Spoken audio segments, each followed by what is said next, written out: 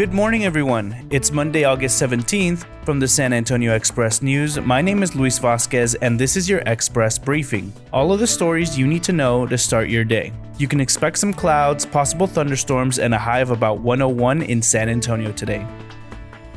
Crab legs and lobster tails are generally looked at as something that goes into the boiling pot, but they are incredibly easy to pull off on the grill, with flavors that are quick to absorb the wood and charcoal flavor. Keep an eye out for the latest from our taste team this afternoon. Also, we'll keep you posted on the latest developments in college sports as more leagues grapple with the decision to cancel or postpone fall competition, including football. In San Antonio, Incarnate Word and Trinity are both working on plans for the spring after their respective conferences postponed fall sports due to the pandemic. And now let's move on to the top stories for the day.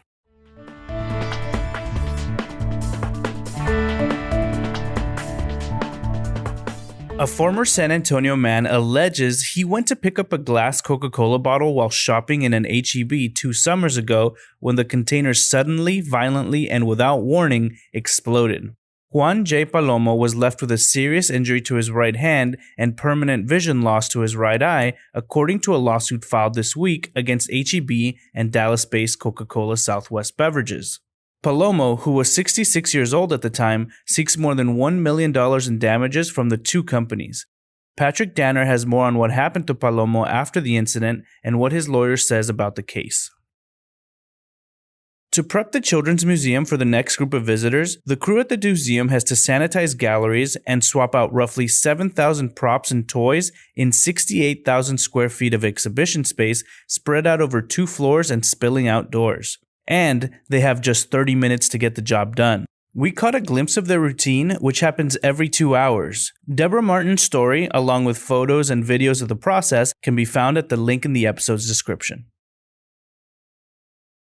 As the coronavirus started spreading rapidly in the spring and case counts grew day after day, so too did the gap between two critical and telling figures: the number of people expected to die within a year in Texas and the number who actually did. Scientific modeling can usually predict with a high degree of certainty the number of deaths to expect in a geographic area for natural causes by using decades of death certificate data. What Texas has experienced since this spring, experts say, is a wave of excess deaths with no modern parallel that confirmed COVID-19 fatalities only partially explains. One factor a Hearst newspaper's investigation found is the process of certifying deaths in Texas. Read more about the sobering spike in deaths at the link in the episode's description. Social media platforms such as Facebook, Twitter, and Instagram are often described as harmful or worse for inciting political partisanship, spreading false conspiracies, collecting boatloads of users' personal data, and more. Still, there are times when the social part of social media takes prominence, when these platforms, so often used to divide, can help connect people in ways not easily replicated in real life. Richard A. Marini talked to some local women who say going public with their struggles has had an unexpectedly happy side benefit.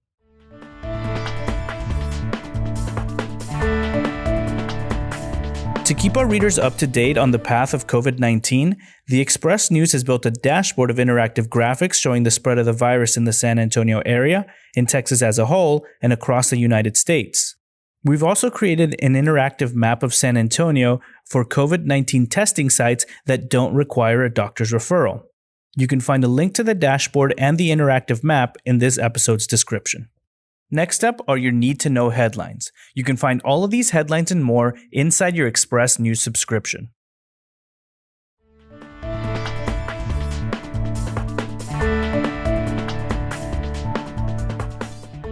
The San Antonio Metropolitan Health District reported 7 more deaths related to the novel coronavirus in Bexar County on Sunday and 59 new cases, a further sign that conditions are improving. Still, Mayor Ron Nirenberg urged residents to remain cautious. This summer, more than 1,400 baby Kemp's Ridley turtles at the Padre Island National Seashore were quietly sent out to sea, but public releases were canceled because of the pandemic, and the program's future could be in doubt because of budget cuts proposed by the National Park Service. Police are searching for suspects involved in a shooting Saturday evening on the northeast side that left an 11-year-old girl dead and a 35-year-old woman in critical condition. As fall approaches, Metro Health says it has enough case investigators and contact tracers to handle another COVID-19 surge, but there are concerns that the investigators are required to all work in the same communal space. Concerned residents, activists, and family of men who have died in police custody gathered to celebrate their lives Saturday evening on the grass-covered steps of Arneson River Theater.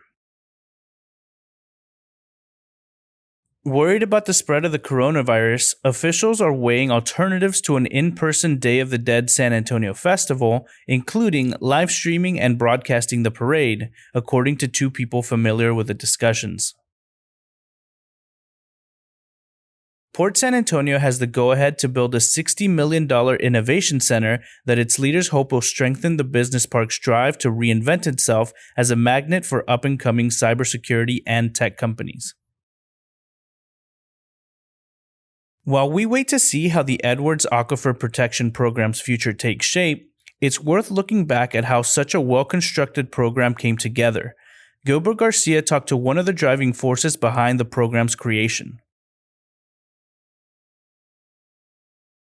As Senator John Cornyn seeks his fourth term in the Senate, early polling indicates he is down again among minority voters, and this time his opponent, Democrat M.J. Hagar, has plans to invest heavily in outreach to Black and Latino voters. San Antonio isn't as snazzy or innovative as other cities competing for the U.S. Space Command headquarters, writes Greg Jefferson, but it has other assets: 3 military bases, a growing cybersecurity sector, and deep ties to the Pentagon. The Express News editorial board writes, quote, "Undercutting the Postal Service threatens to disenfranchise millions of voters while casting doubt on the legitimacy of the election results. This would be disastrous to the election and faith in democracy." In the coming days, San Antonio City Council will discuss whether to join a growing list of governments in recognizing what science long ago confirmed: racism has disproportionately affected the health of communities of color. You can read more in Elena Ayala's latest column.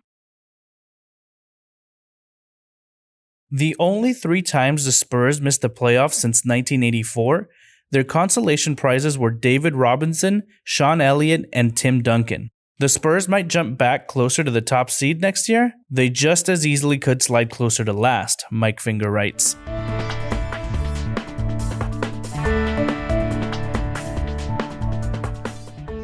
This week in history, on August 18, 1920, Tennessee became the 36th state to ratify the 19th Amendment, allowing women the right to vote by a very narrow margin.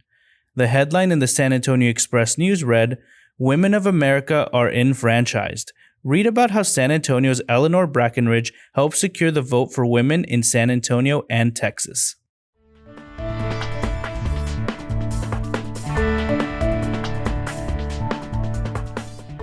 When Alexandria Ocasio-Cortez stunned the political world by taking out a longtime Democratic incumbent in the heart of the Bronx, one of her first phone calls that night was to tiny Maxwell, Texas.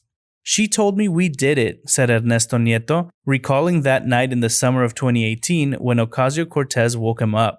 "I was so proud of her," he says. While a New Yorker through and through, Ocasio-Cortez had spent more than a decade growing a bond with Texas, particularly South Texas, that played a vital role in developing the confidence, analytical skills, and infectious leadership style that turned her into one of the nation's most dominant political personalities at 30 years of age. Click the link in the episode's description to learn how Texas became a home away from home for Alexandria Ocasio-Cortez.